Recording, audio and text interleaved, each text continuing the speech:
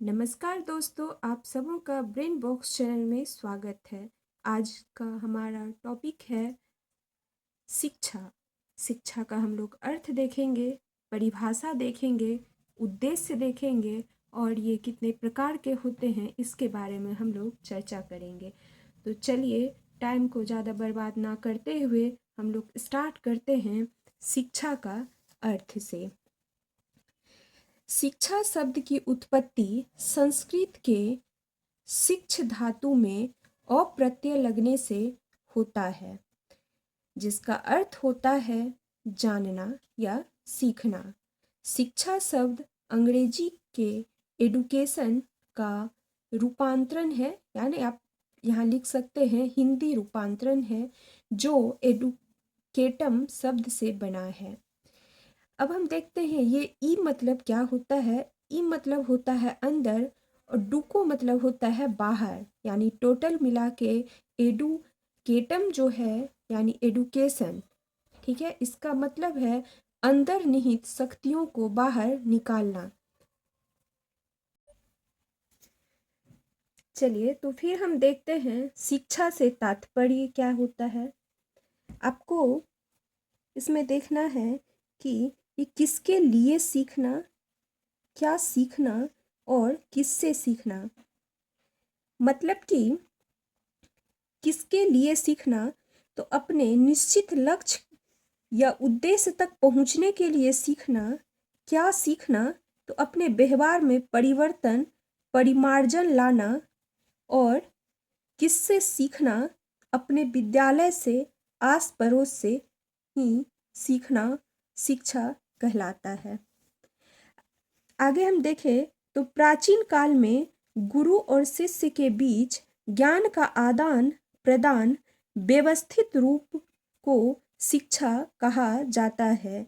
शिक्षा प्रदान करने का उद्देश्य बालकों में रुचि, योग्यता उत्पन्न करना होता है। पहले शिक्षा बाल केंद्रित न होकर ज्ञान केंद्रित थी, लेकिन अभी शिक्षा बाल केंद्रित है, यानी व्यक्तियों में शिक्षा देने का उद्देश्य ये है कि बालक का सर्वांगीण विकास हो सके, ताकि उनका चहुमुखी विकास हो सके। चलिए, तो अब हम देखते हैं शिक्षा की परिभाषा क्या है। तो विभिन्न विद्वानों ने अलग अलग परिभाषाएं दिए। उनमें से हम लोग अगर देखें, सबसे पहले महात्मा गांधी के जो अनुसार दिया गया था, इनका कहना था कि शिक्षा मनुष्य की शरीर, मस्तिष्क तथा आत्मा की अंश की अभिव्यक्ति है। ये आपको याद करना पड़ेगा। फिर है फ्रेडसन के अनुसार शिक्षा का संबंध व्यक्ति तथा समाज, मतलब व्यक्ति और समाज दोनों से, क्योंकि व्यक्ति समाज में रहते हैं। फिर है आपका अरस्तु के अनुसार शिक्षा की जड़ कड़वी है लेकिन फल मीठा है। इन्होंने कहा था कि जब आप कोई भी चीज पेड़ लगाते हैं तो वो जो जड़ पकड़ता है वो जरूर कड़वा है, लेकिन इससे जो पेड़ से जो फल मिलेगा वो मीठा होगा। फिर आगे देखते हैं, डगलस कहे या फिर हॉलैंड के अनुसार शिक्षा उन सभी परिवर्तनों को व्यक्त करती है जो उसके जीवन काल में होते हैं। अब हम लोग आगे देखते हैं शिक्षा के प्रकार। तो शिक्षा जो है वो 3 प्रकार के होंगे। एक होंगे औपचारिक शिक्षा, दूसरा होंगे अनौपचारिक शिक्षा और तीसरा होंगे निरौपचारिक शिक्षा। जैसे हम औपचारिक शिक्षा की बात करते हैं तो औपचारिक शिक्षा का संबंध किससे होगा? विद्यालय से। जो आप विद्यालय में जाकर शिक्षा ग्रहण करते हैं, यानी कि जो छात्र विद्यालय में जाते हैं और शिक्षा ग्रहण करते हैं, उसे ही औपचारिक शिक्षा कहा जाता है। यह शिक्षा विद्यालय में अध्यापक जो है अध्यापक के द्वारा यानी शिक्षक के द्वारा बच्चों को दी जाती है, जिससे छात्र वास्तविक अनुभव, क्योंकि वहाँ पे वो प्रेजेंट रहते हैं तो इसी वजह से वो वास्तविक अनुभव कर पाते हैं तथा उसमें समस्या समाधान के कौशल का विकास होता है। जब आप स्कूल जाते हैं तो वहाँ पे आप प्रत्यक्ष रूप से रहते हैं, उपस्थित रहते हैं और सीख पाते हैं, अनुभव कर पाते हैं। चलिए हम आगे देखते हैं अनौपचारिक शिक्षा। अनौपचारिक शिक्षा की बात करें तो अनौपचारिक शिक्षा वैसी शिक्षा को कहेंगे जिसमें बालक स्कूल नहीं जाता है, बल्कि क्या करता है, स्कूल से जो बाहर यानी कि परिवारजन से, आस पड़ोस से, उसके मित्र जो होते हैं उससे, या फिर वो समाज में रहकर सीखता है, उसे ही अनौपचारिक शिक्षा कहेंगे।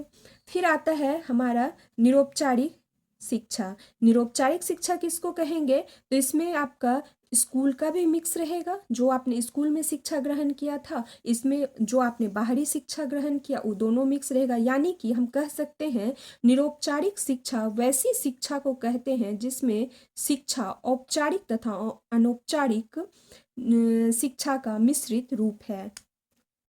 चलिए तो हम आगे देखते हैं शिक्षा की प्रकृति यानी कि नेचर ऑफ एडुकेशन। तो इसमें हम पहला नंबर पे देखेंगे शिक्षा की प्रकृति जो है वो वैज्ञानिक भी है और कलायुक्त भी, ठीक है। दूसरा है शिक्षा सैद्धांतिक तथा व्यवहारिक दोनों पक्षों से देखने को मिलता है।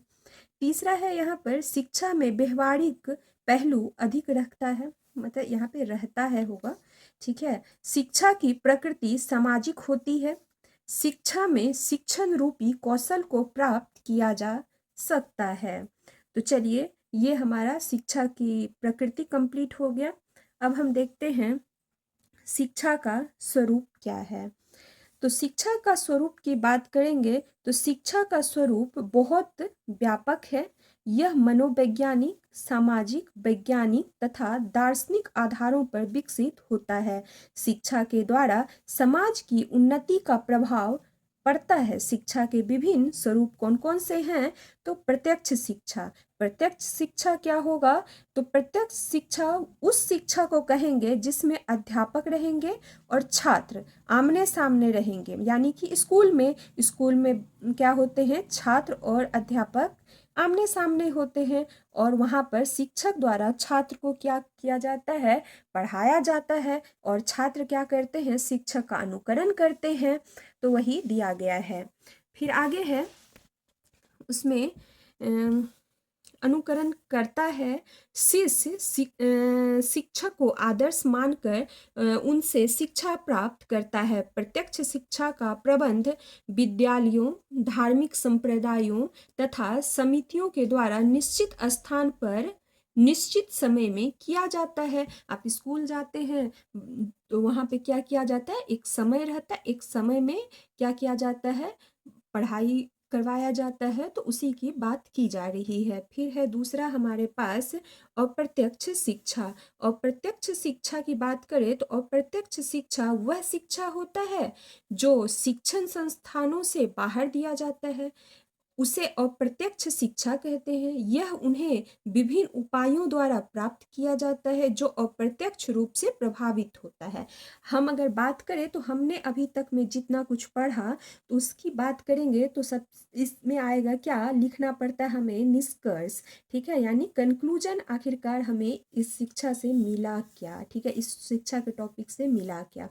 तो वह है कि अतः हम कह सकते हैं कि शिक्षा मनुष्य को सभ्य मनुष्य बनाती है ना। शिक्षा से मनुष्य सभ्य बनता है। शिक्षा प्राप्त कर मनुष्य समाज के साथ समायोजन कर जीवन यापन करता है, बिल्कुल सही है, जिससे मनुष्य में आदर्शवादी नैतिक गुणों का विकास होता है। शिक्षा के द्वारा एक आदर्श समाज का निर्माण भी होता है। शिक्षा के द्वारा मनुष्य क्या बनता है, तो आदर्श बनता है। चलिए यहीं पे हमारा शिक्षा नामक टॉपिक खत्म होता है, और अगला जो हमारा टॉपिक रहेगा वो रहेगा शिक्षण। आप लोग उस वीडियो को जरूर देखें।